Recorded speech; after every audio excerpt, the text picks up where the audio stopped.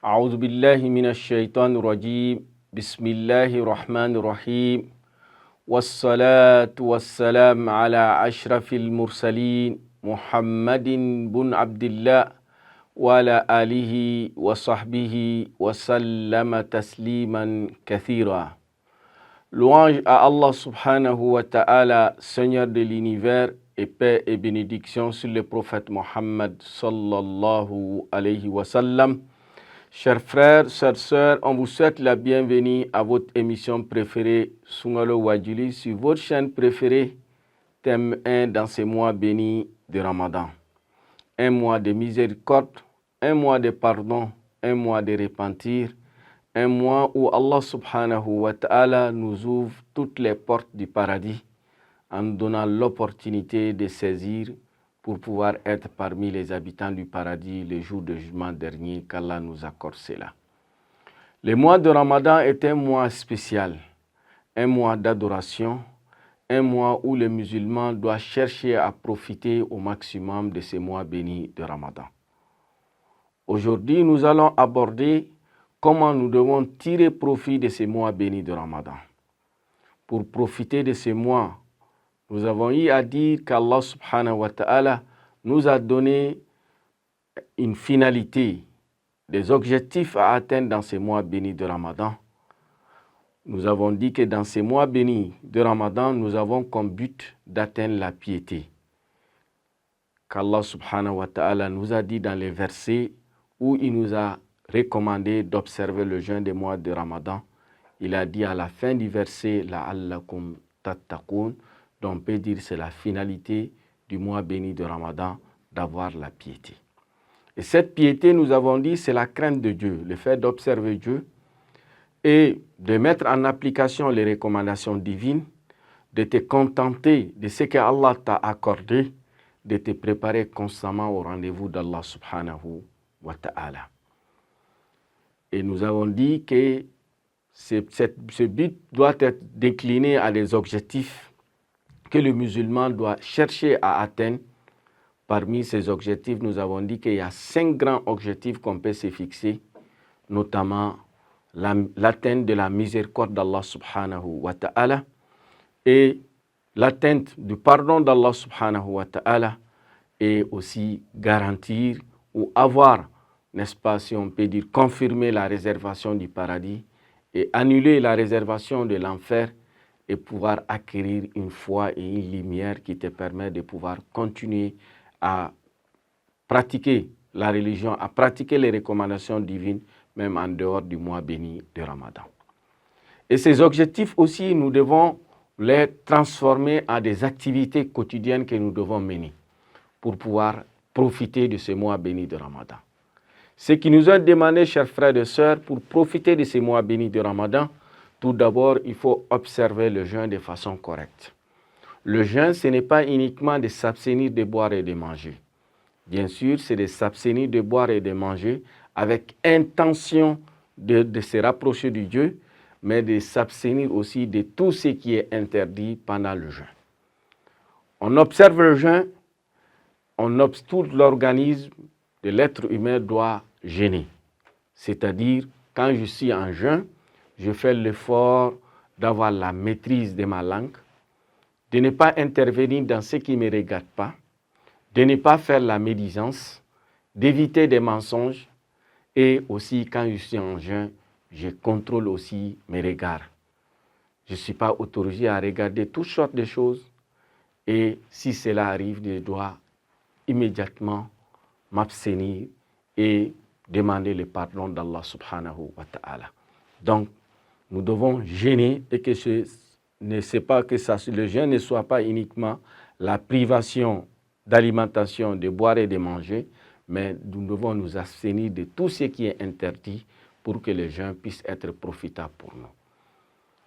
Et nous devons respecter aussi la durée, le temps qui est proposé pour le jeûne, du lever du soleil jusqu'au coucher du soleil, le temps où on dit « Salatu khayrun minan nawm ». Et là, nous devons nous rassurer avec des applications aujourd'hui qui est partout sur le début ou la fin du temps autorisé pour manger. est de commencer le jeûne au point de départ et d'arrêter immédiatement quand on annonce, n'est-ce pas, la fin du Ramadan. Avec aujourd'hui beaucoup de moyens qui sont utilisés pour nous annoncer la fin du jeûne à la fin de la journée. Et nous devons rompre le jeûne immédiatement.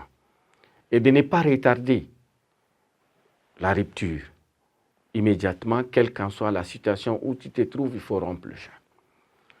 Donc, profiter de ce mois béni de Ramadan, c'est d'observer le jeûne de façon correcte. Maintenant, en dehors de cela, il faut ajouter les autres activités, les autres actions qui doivent venir renforcer, n'est-ce pas, et qui doivent nous permettre de renforcer le jeûne et nous permettre aussi d'atteindre les autres objectifs. Parmi ceux-là, ça c'est la ponctualité et l'assiduité dans l'exécution des 5 prières quotidiennes. Durant le mois béni du Ramadan, le musulman doit s'efforcer d'être assidu à la prière en commun, si tu as la possibilité, ou de respecter les horaires fixés pour la prière. Car la prière, comme Allah nous dit, « Inna salata kanat alal mu'minina kitaban mawquta » Il dit que la prière est une recommandation sur les croyants à des moments bien fixés, bien déterminés. Ça veut dire, la prière doit nous apporter un certain nombre d'avantages. Et pour pouvoir acquérir ou obtenir ces avantages, il faut faire la prière correctement, choisir les bons endroits pour la prière et exécuter les règles de la prière et aussi choisir le moment pour la prière. Et car c'est comme un traitement qu'on te donne, 17 comprimés ou 17 rakats qui nous est demandé dans la journée, 2 rakats le matin qui est une obligation, 4 rakats à partir de 13h40 ou 13h la prière de Zuhur, et 4 rakats la prière d'Asr, et 3 rakats la prière de Maghrib, et 4 rakats la prière d'Isha. À des moments, à des intervalles, à des temps qui sont bien déterminés. Cela veut dire que pour que cette prière puisse avoir d'impact sur le croyant, sur l'organisme du croyant, il faut respecter les horaires fixés pour la prière. En dehors des prières obligatoires, il faut aussi faire un programme pour des prières surrogatoires. Dans ces mois bénis du Ramadan, on accomplit la prière surrogatoire, la Tarawih, après la prière d'Isha. Et cette prière est essentielle. L'impact de cette prière est sur les croyants et sur la foi du jeûneur est extraordinaire. Et le prophète dit, sallallahu alayhi wa sallam, celui qui observe cette prière avec foi et assiduité, en restant derrière l'imam jusqu'à la fin de la prière, qui verra à la fin de ces mois bénis de Ramadan tous ses péchés pardonnés. Et c'est là aussi, nous devons respecter l'heure de la prière d'Isha. Il ne faut pas prier avant l'heure, la rentrée de la prière d'Isha. Aujourd'hui, avec les applications, comme je dis, on peut connaître exactement la prière d'Isha commence à quelle heure à partir de l'endroit où tu te trouves. Il ne faut pas faire la prière d'Isha avant l'heure de Isha. Il faut faire la prière d'Isha, ensuite faire la prière de Tarawih. Là aussi, il faut les faire correctement. Choisir un bon endroit. Si 10 rakats est trop pour toi, certains le font jusqu'à 20 rakats. Si c'est 4 que tu peux tenir, il faut les faire correctement. Et les jeûnes aussi, il faut connaître que ce n'est pas conditionné à cette prière de Tarawih, mais cette prière de Tarawih vient renforcer la foi du musulman. Donc, la prière obligatoire vient en première position. Ajoutez à cela des prières surrogatoires avant les prières obligatoires ou après la prière obligatoire. Aussi, durant ce mois béni de Ramadan, pour profiter, il faut utiliser le maximum de ton temps en se souvenant d'Allah subhanahu wa ta'ala en faisant les zikrs. Les formules sont simples. Subhanallah, walhamdulillah, wa la ilaha illallah, Allahu akbar. Fais le choix, ce que tu peux faire. Sur ta moto, dans ta voiture, en marchant, en tes activités quotidiennes, c'est rappeler constamment d'Allah subhanahu wa ta'ala. Les zikrs. Aussi, il y a le monde qui est de venir en aide à quelqu'un ou d'aider quelqu'un à rompre le jeûne. Le prophète dit, sallallahu alayhi wa sallam, quand tu aides quelqu'un à rompre le jeûne, qu'Allah va te donner l'équivalent de la récompense qu'il obtient dans son jeûne sans que sa récompense diminue.